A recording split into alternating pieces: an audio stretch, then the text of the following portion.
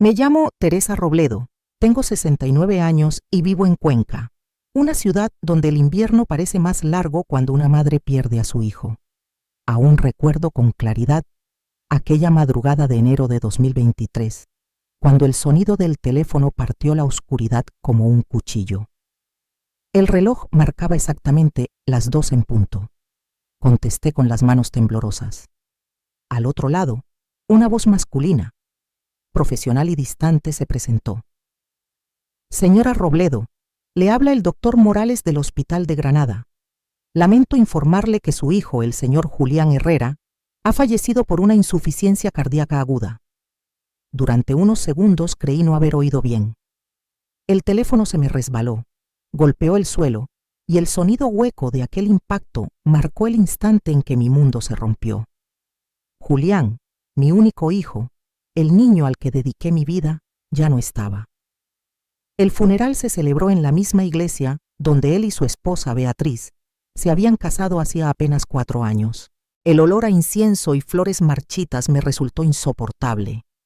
Beatriz, vestida de negro, lloraba con un dramatismo casi teatral.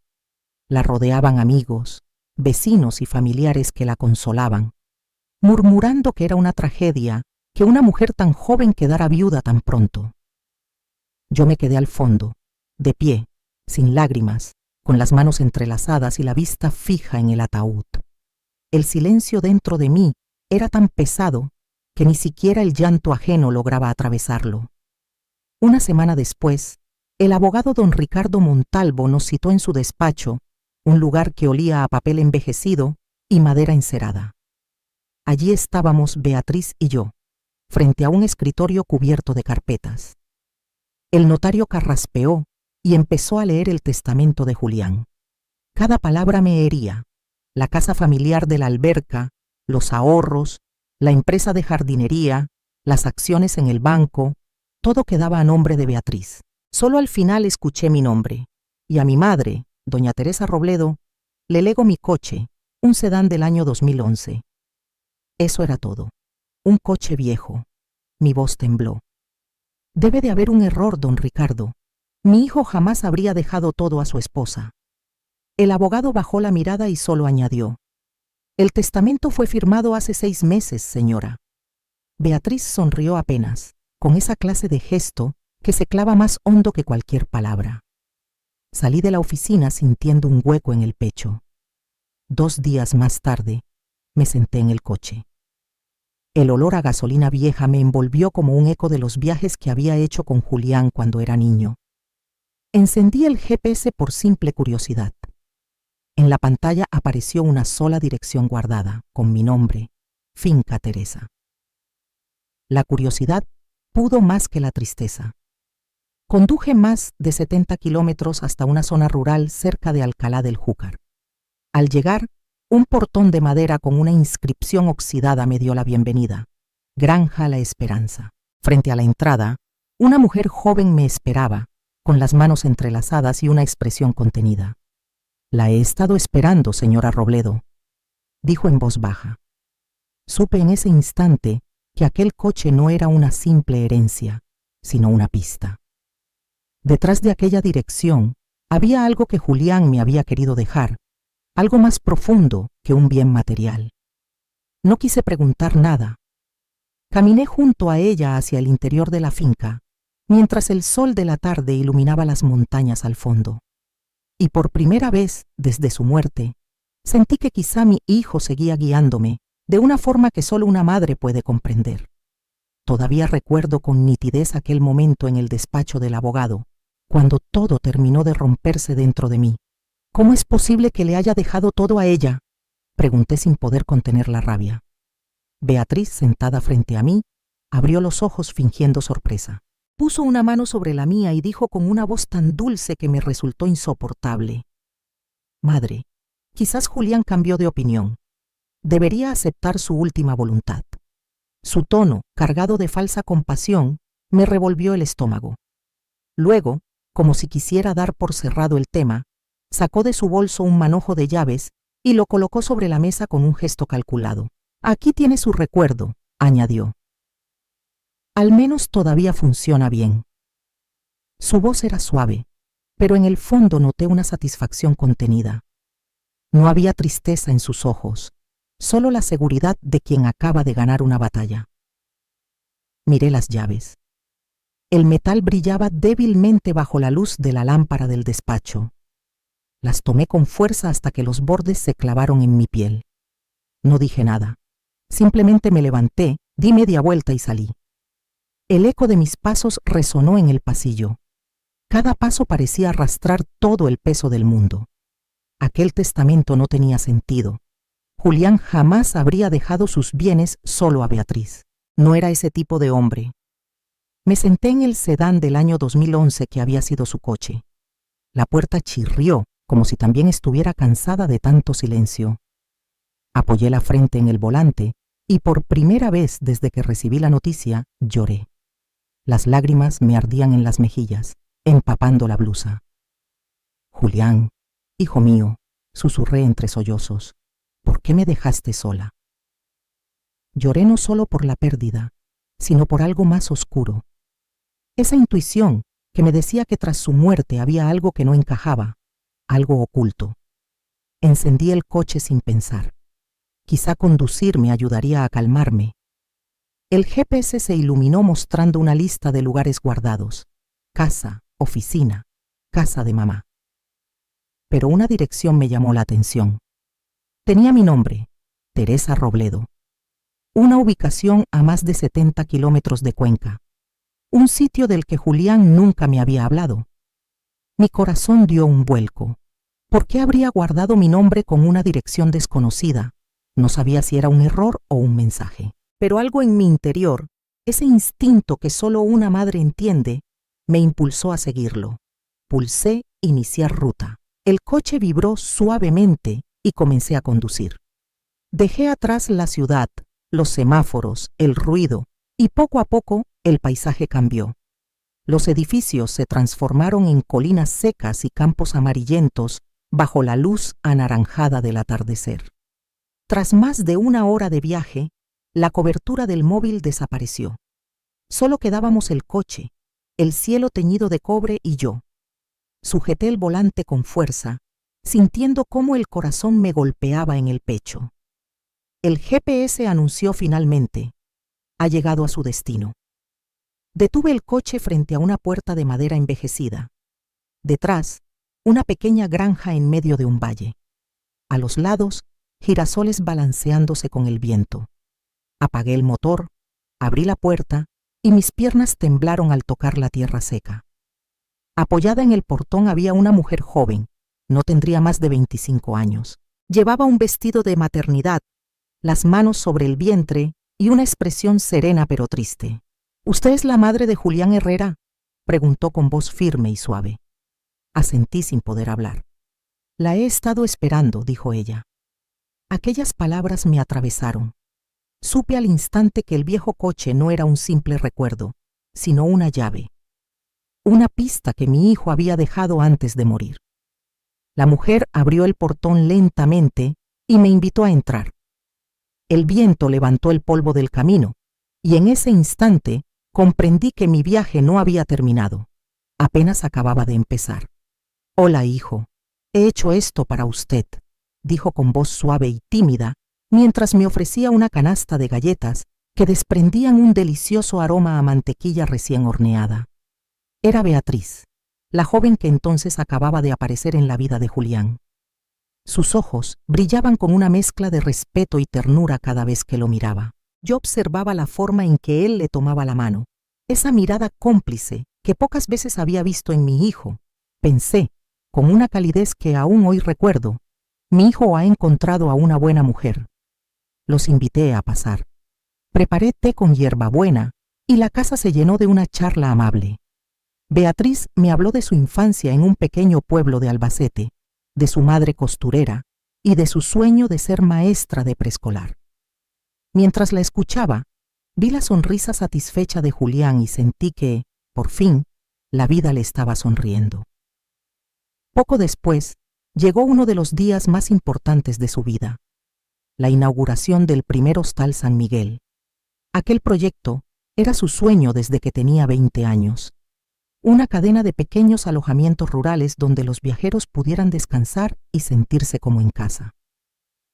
Recuerdo perfectamente el escenario montado en la plaza. Julián, con un traje negro impecable, hablaba con orgullo y agradecía a quienes habían creído en él. Cuando se volvió hacia mí y dijo: «Madre, si no fuera por su confianza y apoyo, nunca habría conseguido esto». Las lágrimas me nublaron la vista. Desde abajo del estrado aplaudí con fuerza hasta que me dolieron las manos. Fue el instante en que supe que todos mis sacrificios habían valido la pena. Meses más tarde llegó el día de la boda de Julián y Beatriz. Se celebró en una pequeña iglesia románica a las afueras de Cuenca, con muros cubiertos de musgo y un aire antiguo que olía a cera y flores blancas. Me senté en la primera fila y vi cómo mi hijo tomaba la mano de su esposa, prometiéndole amor y protección. Ella, vestida de blanco, tenía los ojos llenos de lágrimas de emoción. Creí sinceramente que aquel amor era sólido y duradero. La abracé al final de la ceremonia y le susurré al oído: «Tú eres la alegría de esta familia». Un año después, esa alegría se duplicó con el nacimiento de Nicolás. Yo fui la primera en sostenerlo al salir de la sala de parto. Era diminuto, perfecto, con las manos tan pequeñas que apenas abarcaban mi dedo. Lloré, pero esta vez de pura felicidad. «Lo hiciste muy bien, hijo», le dije a Julián, que lo observaba con ternura. Desde entonces, aquel niño se convirtió en la luz de mis días. Cada fin de semana, Julián lo traía a casa. Plantamos juntos un pequeño limonero en la esquina del jardín. «Cuando dé frutos, te haré el mejor pastel de limón del mundo», le prometí. Y él me sonrió con entusiasmo. Pegaba sus dibujos en la nevera, garabatos de la abuela y él bajo el sol. Mi casa rebosaba de vida y de risa. Pero los años trajeron cambios. La cadena Hostales San Miguel prosperaba, y con ella las horas de trabajo. Julián apenas tenía tiempo para su familia. Al principio, Beatriz me llamaba solo para desahogarse un poco. «Está fuera todo el día, Teresa. Nicolás y yo lo echamos de menos». Yo la consolaba, diciéndole que el esfuerzo de Julián era por su bien, que los sacrificios pronto se compensarían. Pero sus llamadas comenzaron a tornarse más tristes, más pesadas. Una tarde llegó a mi casa con los ojos hinchados. Se sentó, entrelazó las manos y murmuró con voz temblorosa: «Él controla todos mis gastos. Dice que no aporto nada, que solo sé gastar. Me siento una inútil en mi propia casa». La abracé, tratando de tranquilizarla. «Tal vez está estresado, hija», le dije. «Hablaré con él». Lo cité al pequeño café donde solíamos conversar cuando todo era más sencillo. Era nuestro lugar, con el aroma de café tostado y las sillas de madera de siempre. Pero cuando Julián llegó, ya no era el muchacho de antes. Se sentó frente a mí, el ceño fruncido, los ojos cansados. Y cuando mencioné el nombre de Beatriz, su tono se volvió frío, distante, como si algo dentro de él se hubiera apagado. Entonces comprendí que algo profundo y peligroso empezaba a fracturarse en mi familia. «Mamá, usted no vive en mi casa, no entiende, Nami», me dijo Julián, con una impaciencia que no le había escuchado nunca. Su voz sonaba dura, quebrada por el cansancio. Levantó la mirada y añadió: «Beatriz no es como usted cree. No es la persona que aparenta ser». Intenté calmarlo, aconsejarlo con ese tono sereno que siempre usaba cuando era niño. Le hablé de la importancia del diálogo, de la confianza, de cuidar el matrimonio con paciencia, pero él no quiso escucharme. Se levantó de la mesa, dejó unas monedas junto al café y se marchó sin mirarme siquiera. Me quedé allí, sola, con la taza ya fría entre las manos, sintiendo que algo esencial se había roto. Desde aquel día, las llamadas de Julián se volvieron esporádicas. Las comidas familiares de los domingos, que antes eran sagradas, desaparecieron sin explicación. Aún así, Nicolás, mi nieto, seguía visitándome de vez en cuando. Jugaba en el jardín, regaba el pequeño limonero que habíamos plantado juntos. Cuando le preguntaba por su padre, respondía con la inocencia que solo tienen los niños: «Papá está muy ocupado, abuela». Pero en el fondo, yo sabía que algo oscuro estaba creciendo dentro de aquella casa. Lo sentía, como se siente el aire antes de una tormenta. Una tarde de sábado, mi teléfono sonó. «Mamá, mañana venga a cenar, por favor». «Haré las costillas con miel que más le gustan», dijo la voz dulce de Beatriz. Me sorprendió. Hacía meses que no me llamaba con ese tono amable. Dudé unos segundos, pero su invitación sonó sincera, como un intento de reconciliación. Pensé que quizá las cosas estaban mejorando. A la mañana siguiente, preparé un regalo para Nicolás, una caja nueva de lápices de colores, envuelta en papel brillante. La esperanza me acompañó todo el camino. Al llegar a su casa, el olor a costillas asadas llenaba el aire. La vivienda estaba tan ordenada y luminosa como siempre. Nicolás corrió hacia mí, me abrazó con fuerza y empezó a contar emocionado que le habían regalado un dinosaurio. Le acaricié el cabello, sonriendo. Pero cuando levanté la vista y vi a Julián, algo se me encogió en el pecho. Estaba sentado a la mesa, con la mirada fija en la tableta. Ni una sonrisa, ni una palabra. Solo un gesto distante, mecánico, de saludo. Nos sentamos a cenar. Reinaba un silencio espeso, incómodo. Para romperlo, le hablé a Nicolás. ¿Te acuerdas del limonero del jardín? Ya tiene sus primeros frutos. Cuando estén maduros, te haré el mejor pastel de limón del mundo, le dije, guiñándole un ojo. El pequeño rió y asintió feliz, contando cómo lo habíamos regado juntos. Pero ni Julián ni Beatriz participaron. Él comía despacio, con la mirada perdida.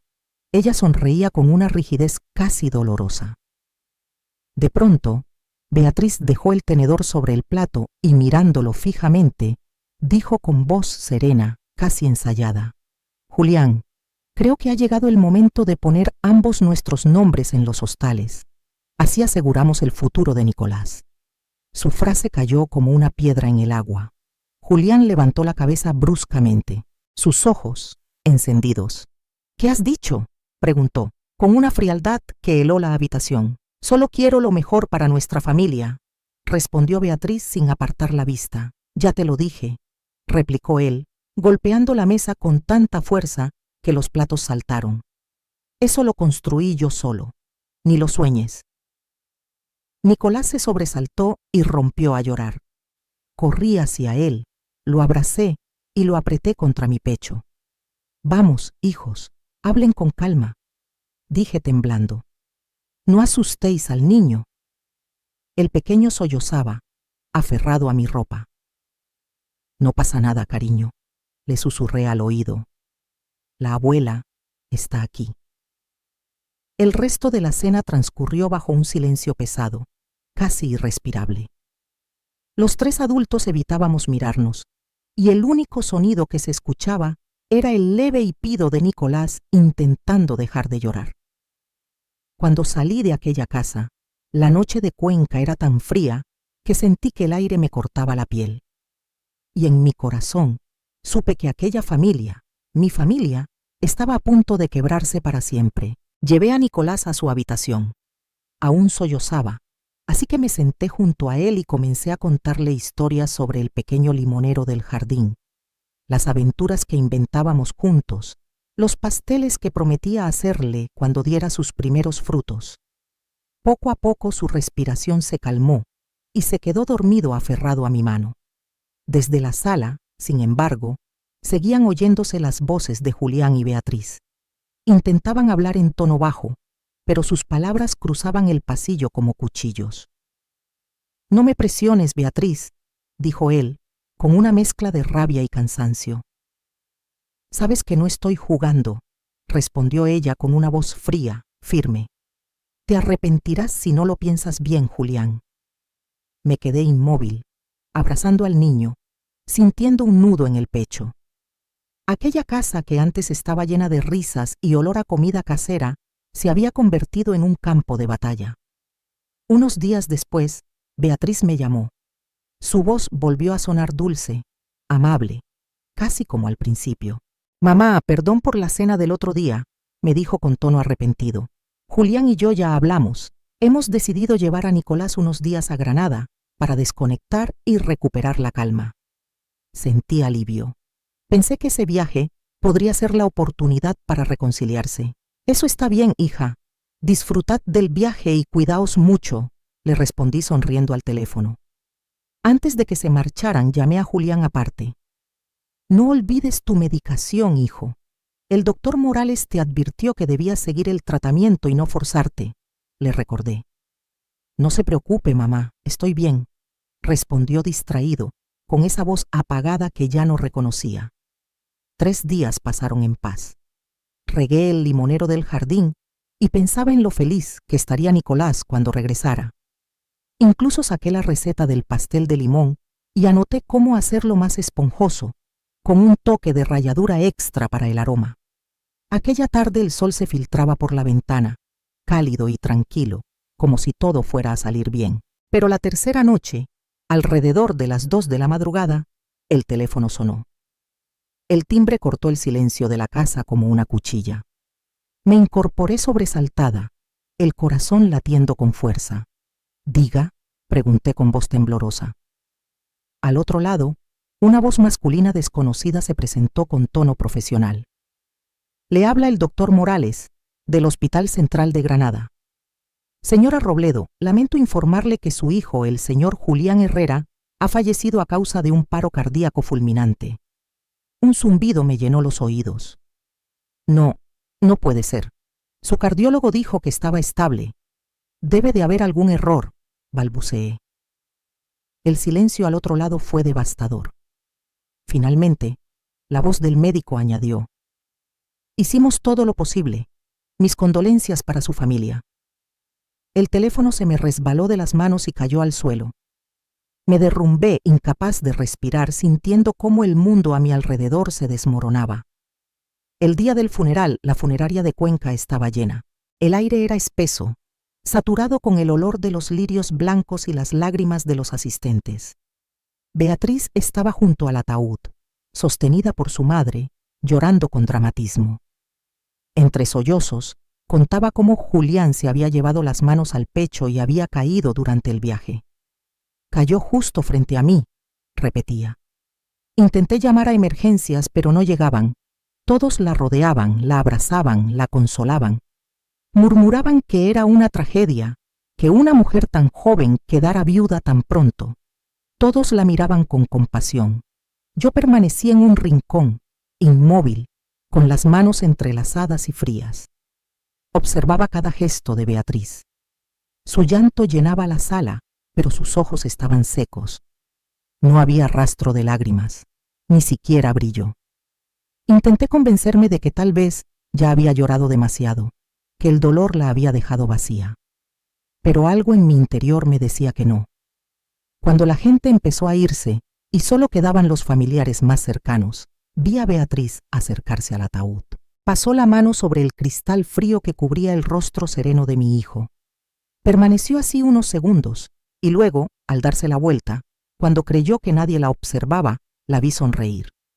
Una sonrisa mínima, casi imperceptible, pero suficiente para que mi corazón se helara por completo. Supe, sin entender aún cómo, que aquella muerte tenía algo más detrás. Llenos de satisfacción. Así eran los ojos de Beatriz aquel día, fríos, duros, como los de alguien que acaba de ganar una batalla silenciosa. Sentí un escalofrío recorrerme el cuerpo, un nudo de repulsión en la garganta. Aquella sonrisa no era la de una viuda destrozada por el dolor. Era algo gélido, perturbador, como si ocultara un secreto que yo aún no lograba descifrar. Días después, el abogado don Ricardo Montalvo nos citó a Beatriz y a mí en su despacho de Cuenca. El aire olía a madera encerada y a papel viejo. El notario, un hombre habitualmente sereno, parecía nervioso. Se quitaba las gafas, las limpiaba con un pañuelo, las volvía a colocar y repetía el gesto una y otra vez, como si buscara retrasar lo inevitable. Cuando comenzó a leer el testamento, según él, el más reciente firmado por Julián Herrera, cada palabra fue un golpe seco en el pecho. Todas las propiedades, la cadena de hostales San Miguel, Las cuentas bancarias y la casa familiar de la calle Alfonso Vitolo pasarán a nombre de mi esposa, Beatriz. Mi respiración se detuvo. Todo quedaba para ella. Todo lo que Julián había construido con años de trabajo y sacrificio. Y entonces, como si quisiera rematar el momento, Beatriz sacó un manojo de llaves de su bolso y las dejó caer sobre la mesa de roble. El sonido del metal al golpear la madera resonó en la habitación como una bofetada. Aquí tiene su recuerdo, Teresa, dijo con una media sonrisa. Al menos todavía funciona bien. Levanté la mirada y vi ese brillo en sus ojos. Orgullo disfrazado de cortesía. La rabia y el dolor me oprimieron el pecho. Tomé las llaves con la mano temblorosa, me levanté y salí sin decir una palabra. Una vez en la calle, el aire frío me azotó el rostro. Me senté en el sedán gris de Julián, aquel coche viejo que ahora era mi única herencia. Cerré la puerta de golpe y me quedé quieta unos segundos, sintiendo el silencio ensordecedor. No sabía a dónde ir, solo quería alejarme. Encendí el motor y por costumbre activé el GPS. En la pantalla aparecieron varias direcciones guardadas: casa, oficina, Hostal San Miguel, casa de mamá. Y una más, desconocida. Teresa Robledo, con una dirección en una zona rural a más de 2 horas de la ciudad. Mi corazón dio un vuelco, porque había guardado mi nombre. Nunca había escuchado hablar de aquel lugar. Dudé unos segundos, pero la curiosidad fue más fuerte que el miedo. Presioné iniciar ruta y comencé a conducir. A medida que avanzaba, el ruido urbano desaparecía. Las carreteras asfaltadas dieron paso a caminos de tierra, y los edificios fueron sustituidos por colinas y campos de girasoles. Cuando el sol empezó a ponerse, el cielo se tiñó de un rojo intenso. Finalmente, el GPS anunció: ha llegado a su destino. Me detuve frente a un portón de madera. Detrás se extendía una finca rodeada de girasoles dorados. Bajo la luz del atardecer, una mujer joven me esperaba junto al camino. «Déjeme pasar, por favor», dijo con voz suave pero segura. Asentí sin saber por qué, y la seguí hasta una pequeña casa de madera. En las ventanas había macetas de petunias florecidas que daban un aire cálido al lugar. El interior era sencillo, con una mesa de mimbre y olor a tierra fresca. Me senté sin soltar las llaves. El metal frío me recordaba la pérdida que aún no aceptaba. La mujer colocó un vaso de limonada frente a mí. «Soy Olivia Navarro», dijo, «la administradora de esta granja». «No entiendo», murmuré, con la voz ronca por la emoción. «¿Por qué mi hijo guardó esta dirección bajo mi nombre? Tú y Julián, ¿qué relación teníais?» Olivia bajó la mirada. Caminó hasta una mesita y tomó un portarretratos. Lo colocó frente a mí. Al ver la foto, sentí que el corazón se me detenía. Era Julián. Sonreía con una paz que no le recordaba en años. A su lado, apoyada sobre su hombro, estaba Olivia. Ambos posaban en un campo de girasoles idéntico al que veía por la ventana. «¿Cuándo fue esto?», pregunté, apenas en un hilo de voz. Ella entrelazó las manos, con lágrimas contenidas. «Nos conocimos hace más de 1 año», susurró, «cuando él vino a comprar unas tierras para ampliar su negocio. Al principio solo hablábamos de trabajo, pero luego Julián empezó a venir cada fin de semana». Su voz se quebró. Él me decía que aquí podía respirar, que por fin había encontrado un lugar donde se sentía en paz. Y entonces comprendí que mi hijo había tenido una vida que yo no conocía, y que Beatriz, de algún modo, lo había perdido mucho antes de morir. Mantuve la distancia porque sabía que estaba casado, dijo Olivia, con la voz entrecortada. No quería hacer nada malo. Guardó silencio unos segundos, respiró hondo y continuó. Pero él me confesó que su matrimonio ya solo era una fachada, que no era feliz. Sentí un vacío en el pecho, como si alguien me apretara el corazón con fuerza. No supe qué decir. Me limité a escuchar mientras Olivia seguía hablando con una mezcla de dulzura y tristeza. Venía por las tardes, contó. A veces solo para ver el atardecer desde la cerca. Le gustaba ayudarme con las reparaciones, o se reía cuando yo derramaba el cubo de agua. Decía que aquí podía respirar, que aquí era él mismo. Sus palabras flotaban en el aire, llenas de vida. Vi en sus ojos un brillo que me desarmó. Prometió que se divorciaría pronto, que empezaríamos una nueva vida, añadió con voz temblorosa. Entonces puso una mano sobre su vientre, visiblemente abultado. Sé que esto está mal para usted, señora Robledo, pero llevo dentro de mí al hijo de Julián. Mis labios se abrieron, pero no salió ningún sonido. Sentí que el mundo se me venía abajo. Mi hijo, aquel hombre al que creía conocer por completo, Azgeseh, había tenido una vida secreta, un amor escondido, un rincón del mundo donde había sido feliz sin mí. Y sin embargo, al ver a Olivia con las manos sobre su vientre, no sentí odio. Solo tristeza. ¿Cómo sabías que yo vendría aquí?, pregunté con voz ronca, intentando mantener la calma. Olivia levantó la mirada, seria. Él tenía miedo, respondió. Decía que Beatriz estaba actuando de manera extraña, que el dinero la había cambiado, que sería capaz de cualquier cosa. Hizo una pausa antes de continuar. La última vez que vino fue justo antes de su viaje a Granada. Recuerdo que estaba nervioso. Me dejó una llave y un papel. Si mi madre llega aquí, significa que algo me pasó, me dijo. Entrégaselo a ella. Guardó la dirección en el GPS bajo su nombre, porque sabía que su esposa nunca sospecharía de algo con un nombre tan familiar. Olivia se levantó lentamente. Abrió un pequeño cajón en la esquina de la habitación y sacó una llave de plata colgada de un cordón de cuero. Es la llave de la caja fuerte en su oficina, en Cuenca, explicó, extendiéndola hacia mí con las manos temblorosas. La tomé. El metal estaba helado y parecía absorberme la fuerza. Las lágrimas me nublaron la vista. Julián ya no está, susurré con la voz quebrada. El hospital dijo que sufrió un infarto.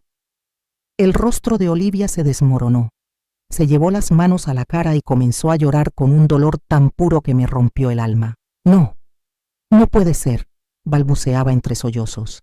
Me prometió que volvería, que criaríamos juntos a nuestro hijo. La observé. Las lágrimas caían por sus mejillas sin consuelo. Me acerqué y puse una mano sobre su hombro, como hacía con Julián cuando era pequeño. No llores, hija, dije, aunque yo también estaba al borde del llanto. Las dos lo hemos perdido. Nos quedamos allí, dos mujeres unidas por el mismo hombre, compartiendo un dolor que no necesitaba palabras.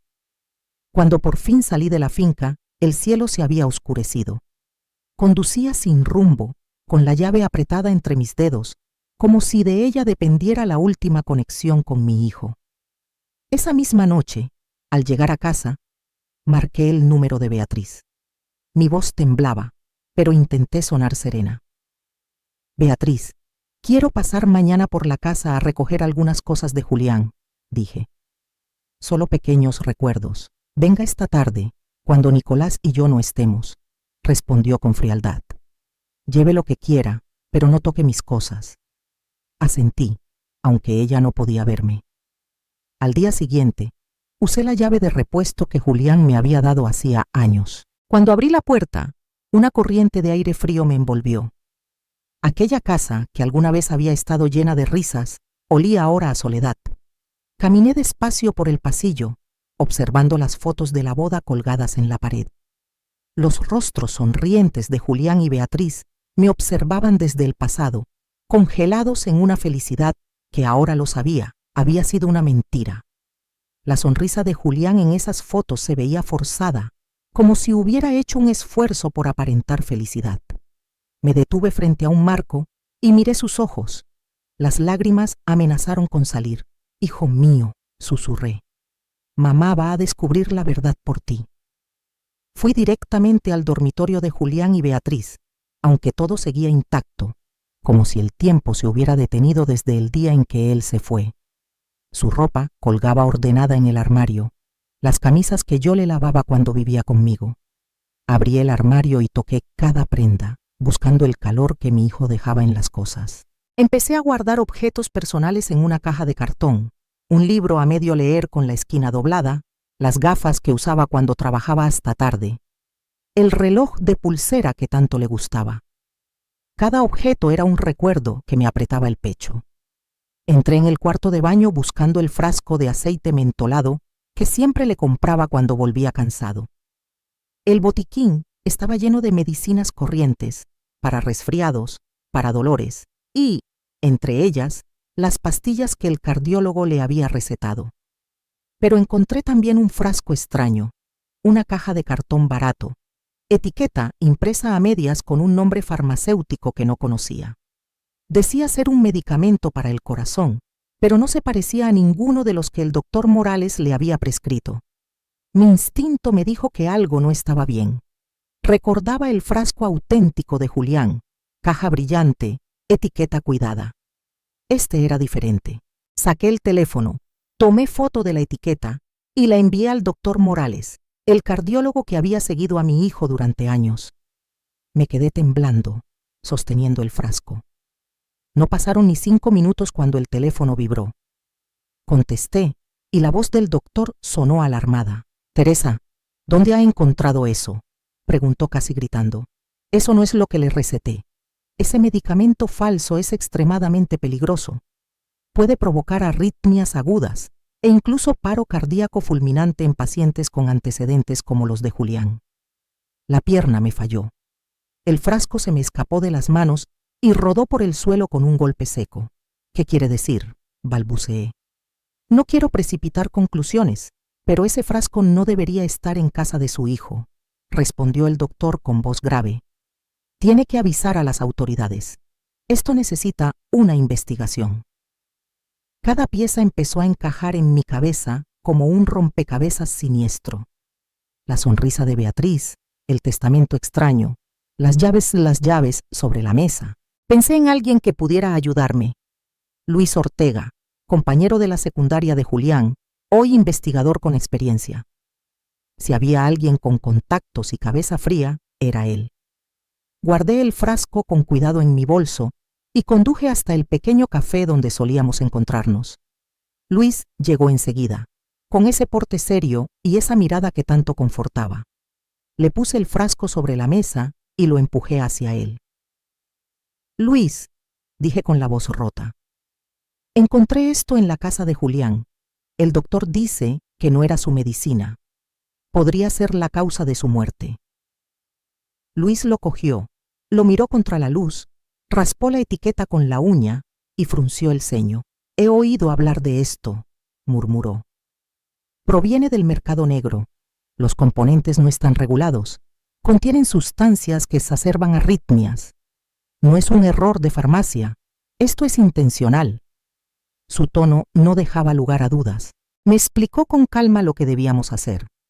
Preservar la evidencia, ese frasco, pedir al médico que certifique la irregularidad por escrito, presentar una denuncia formal en comisaría y solicitar la apertura de la caja fuerte de la oficina de Julián para revisar documentación y movidas bancarias. También sugirió recabar las grabaciones de cámaras cercanas, gasolineras, la salida de la autopista y hablar con empleados de los hostales San Miguel por si alguien recordara algo. Luis me ofreció además su apoyo personal. Tenía contactos en la Policía Nacional y podía gestionar una petición de autopsia y análisis toxicológico urgente. «No toques nada más», me dijo. «Guarda el frasco tal y como está. Vigilaré que la cadena de custodia se respete desde el primer momento». Al salir del café, sentí una mezcla de terror y alivio. Terror por la dimensión de lo que podría descubrirse. Alivio porque por fin había alguien capaz de acompañarme en esto. Volví a casa con la llave de plata apretada en la mano y la determinación templada por el dolor. Sabía que lo que halláramos en la caja fuerte de la oficina y en los papeles de Julián podía cambiarlo todo. Revelar quién se benefició, quién mintió y, tal vez, quién lo hizo callar para siempre. La noche sobre Cuenca era fría. En mi bolso, el frasco reposaba como una prueba muda, y en mi pecho crecía la certeza de que no descansaría hasta conocer la verdad. «Luis», dije con la voz temblorosa, «¿qué pone ahí?». Luis quedó en silencio un segundo, con la mirada fija en la hoja. Luego, levantó la vista y habló despacio, con ese tono que usa la gente cuando quiere que la noticia golpee lo menos posible. Tía, este testamento está fechado hace apenas 4 días. Está firmado y con 2 testigos. Y no deja todo a Beatriz. Mi corazón se aceleró como si quisiera escapar del pecho. Luis tomó la carpeta con más documentos y fue sacando uno por uno. Había extractos bancarios, correos impresos y una carta manuscrita dirigida a mí. Fue la carta la que me arrancó un sollozo. La letra era la de mi hijo. Empecé a leer con los ojos empañados. Teresa, si estás leyendo esto, algo me habrá pasado y quiero que sepas la verdad. No confíes en Beatriz. Ella no es quien crees. He hecho lo posible por proteger lo que con tanto esfuerzo levanté. A lo que más quiero, daré un 50% a mi madre, Teresa Robledo, y el otro 50% lo dejaré en fideicomiso para el cuidado y educación de mi hijo Nicolás. Nombré a Olivia Navarro administradora del fideicomiso hasta que Nicolás sea mayor. Si esto llega a manos de la madre de Beatriz, guardará sospecha. Por eso he puesto la dirección de la finca bajo el nombre de mi madre. Si algo ocurre, Teresa, por favor, reclama y haz que se investigue. Las palabras me quemaron la piel. Un nudo enorme se instaló en mi garganta. Julián había dejado, pocas horas antes de morir, un testamento que contradecía el documento leído por el notario. Luis pasó a otro papel. Era una certificación médica, correspondencia entre Julián y su cardiólogo, y fotos de envases de medicamentos distintos. Más abajo, una hoja con anotaciones de movimientos bancarios inusuales que implicaban transferencias a cuentas vinculadas a una empresa pantalla, cuyo administrador figuraba el hermano de Beatriz. Esto explica por qué dejó la llave aquí, murmuró Luis. Él sospechaba y quiso dejar pistas. Si esto está firmado, es definitivo. Necesitamos una copia compulsada y presentarla ya en comisaría. Sentí que la sala se inclinaba. Todo el tiempo yo había pensado que Beatriz había actuado con el luto pendiente. Ahora la evidencia apuntaba en otra dirección. Recogí la carta que era la voz última de mi hijo y se me clavó en el alma la determinación. Julián había actuado con prudencia. Dejó una ruta para que si algo le pasaba, yo pudiera seguirla. Luis ya hablaba con voz práctica. Tenemos que preservar la cadena de custodia. Llevaremos estos documentos al juzgado y pediremos una orden para abrir las cuentas bancarias y analizar los movimientos. Además, solicitaremos la autopsia con análisis toxicológico urgente y copia de la historia clínica. Yo me encargo de hablar con la Policía Nacional. Tengo un contacto que nos facilitará la tramitación. Y no digas nada en voz alta. Todavía no es prudente. Asentí. El miedo no me abandonaba, pero una claridad nueva me envolvía. No permitiría que la muerte de mi hijo se convirtiera en una farsa. Guardé una copia digital de la carta y del testamento en el móvil de Luis. Él la subiría a un servidor seguro y notificaría a su contacto. Antes de salir miré otra vez la oficina, la taza de café, la pluma sobre los papeles, el reloj detenido. Todo parecía decir que Julián había pensado en cada detalle hasta el final. Sentí una mezcla de orgullo y de dolor. Mi hijo había luchado hasta dejar el mapa de la verdad. En la puerta del edificio, el guardia nos miró con pena. «Lo siento, señora», musitó. No respondió a mi agradecimiento. Afuera, el aire de Cuenca era cortante. El cielo estaba pálido, como si el mundo también quisiera contener el aliento. «Tía», dijo Luis apretándome la mano, «iremos hasta el final, te lo prometo». Y al decirlo, supe que el viaje que había comenzado en la finca con una llave y una foto iba a transformarse en una investigación formal. Sabía que el camino sería duro. Tribunales, análisis, enfrentamientos. Pero también supe que ya no estaba sola. Con la carpeta bajo el brazo y la carta de Julián en el bolsillo, salimos decididos a reclamar justicia para quien ya no podía hablar. Luis se inclinó sobre la mesa, ordenando con precisión los documentos que habíamos reunido. El testamento original de Julián Herrera, la prueba de ADN, el diario personal y el frasco del supuesto medicamento. Todo formaba un conjunto que, visto así, contaba una historia clara, terrible y coherente. «Teresa», dijo con tono grave, «con esto podemos abrir una investigación formal. Pero debe estar preparada. Cuando esto salga a la luz, Beatriz no se quedará de brazos cruzados». Asentí con la cabeza, aunque por dentro sentía el vértigo de quien se asoma a un abismo. Respiré hondo y miré los papeles extendidos sobre la mesa. Mi hijo había muerto intentando proteger lo que amaba, y yo no podía permitir que su sacrificio se perdiera en el silencio. Luis tomó su abrigo y guardó los documentos en una carpeta sellada. «Mañana temprano iremos al juzgado de Cuenca.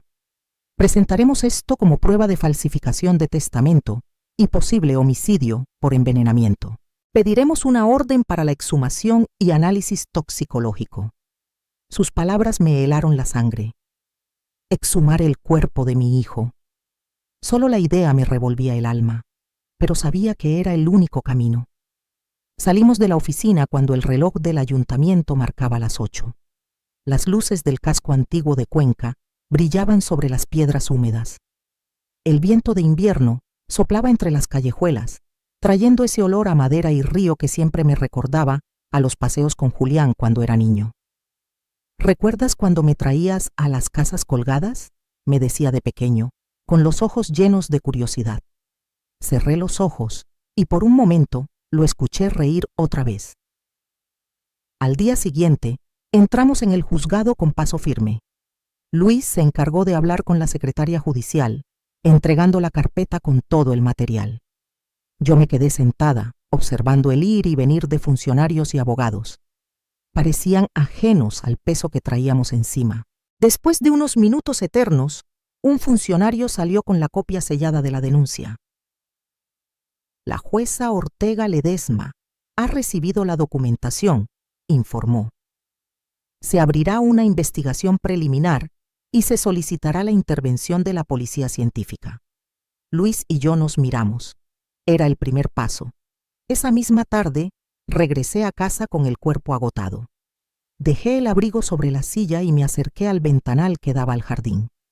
El limonero que había plantado con Nicolás seguía allí, pequeño pero firme, resistiendo el frío. Lo miré con una mezcla de ternura y tristeza. Aquel niño, que ahora sabía que no llevaba la sangre de mi hijo, seguía siendo mi nieto en el corazón. Nada cambiaría eso. Esa noche no dormí. A medianoche el teléfono sonó. Era Luis. «Teresa», dijo en voz baja, «me acaban de llamar del juzgado. Han concedido la orden. Mañana a primera hora empezarán los peritajes. Pero hay algo más. Se ha encontrado un movimiento bancario el día antes de la muerte de Julián. Una transferencia grande hacia una cuenta de Beatriz Vargas en Valencia». Me quedé sin habla. «¿Cuánto dinero?», pregunté. «Casi 150.000 euros», respondió. Justo después, esa cuenta fue vaciada y cerrada. El silencio se alargó entre nosotros. Todo apuntaba a que Beatriz había planeado cada paso. El engaño, el testamento falso, la sustitución de las medicinas y la desaparición del dinero. Cuando colgué, miré la foto de Julián sobre la cómoda. Le prometí en voz baja que no descansaría hasta que su verdad se conociera. A la mañana siguiente, acompañé a Luis y a los agentes al cementerio. El aire estaba frío, gris. Me cubrí el rostro con el pañuelo mientras los peritos abrían la lápida con respeto. Luis me tomó del brazo para sostenerme. «Lo estás haciendo por él, Teresa», susurró. Horas después, el laboratorio confirmó lo que temíamos. En el cuerpo de Julián había restos de digitalina, una sustancia mortal para un corazón debilitado, la misma que contenía el frasco hallado en su baño. Esa tarde, con el informe en la mano, Luis me miró con expresión solemne. «Ya no hay duda», dijo. «Julián fue envenenado». Y entonces, mientras el atardecer teñía de rojo los tejados de Cuenca, sentí por primera vez que el duelo se transformaba en fuerza. No sabía qué consecuencias tendría, pero una cosa era segura. No pararía hasta ver a Beatriz responder por lo que había hecho.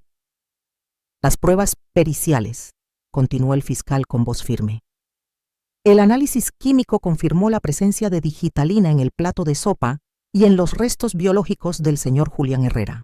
Además, las huellas dactilares encontradas en el frasco pertenecen exclusivamente a la acusada, Beatriz Vargas. Un murmullo recorrió la sala. Yo, sentada en la primera fila, sentí que el aire se me escapaba. A mi lado, Luis Ortega mantenía la mirada fija en el juez, sin moverse, como una sombra que custodiaba la justicia. Beatriz, al escuchar su nombre, bajó la cabeza, pero sus ojos seguían siendo los de siempre.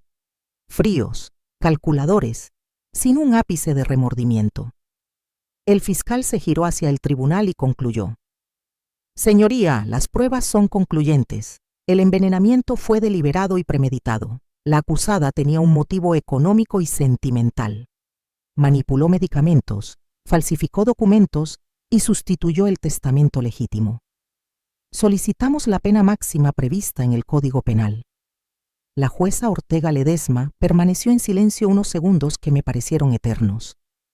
En el banco de los testigos, los peritos médicos y los técnicos forenses ratificaron cada detalle con precisión. Todo el caso que Luis y yo habíamos reconstruido pieza por pieza, desde la finca La Esperanza hasta el video del hotel, se desplegaba ante la mirada atónita del público. Cuando llegó mi turno de declarar, me levanté despacio. Mis piernas temblaban, pero mi voz salió firme. Mi hijo Julián confiaba en ella. Le entregó su vida, su hogar, su amor. Pero ella solo lo utilizó. Yo vi el video. Vi cómo lo envenenó con mis propios ojos. No deseo venganza, dije mirando a Beatriz. Solo justicia. Porque lo que le hizo no tiene perdón.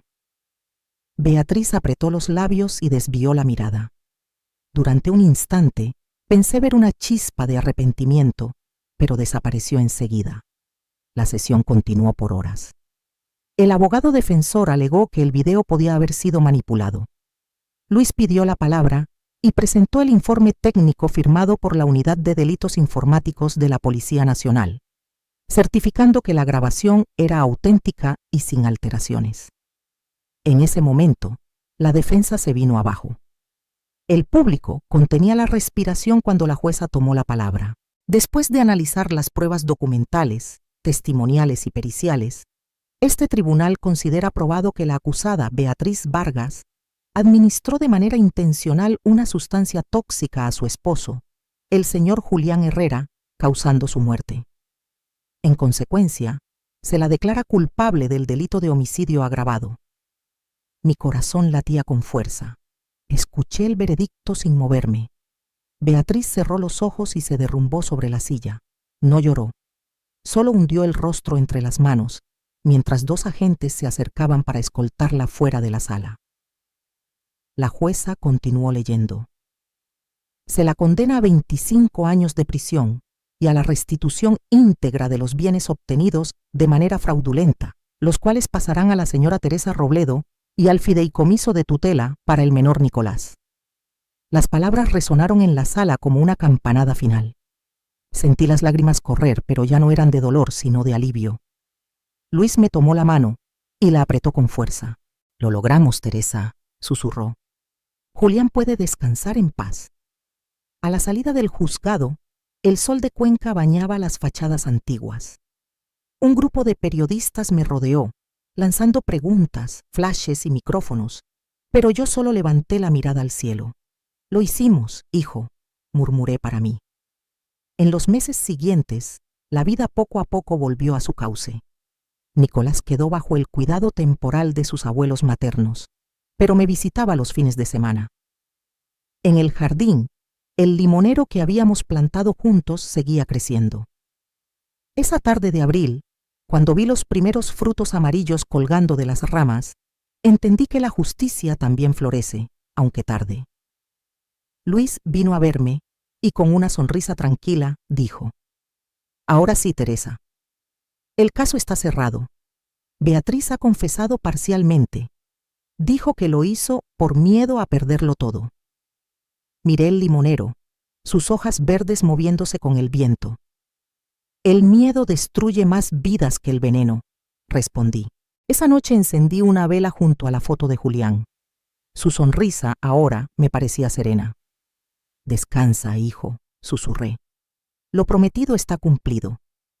El fuego de la vela titiló suavemente, como si él desde algún lugar me respondiera con un gracias silencioso. Y por primera vez en muchos meses sentí paz. El vídeo del hotel La Posada se proyectó en una gran pantalla.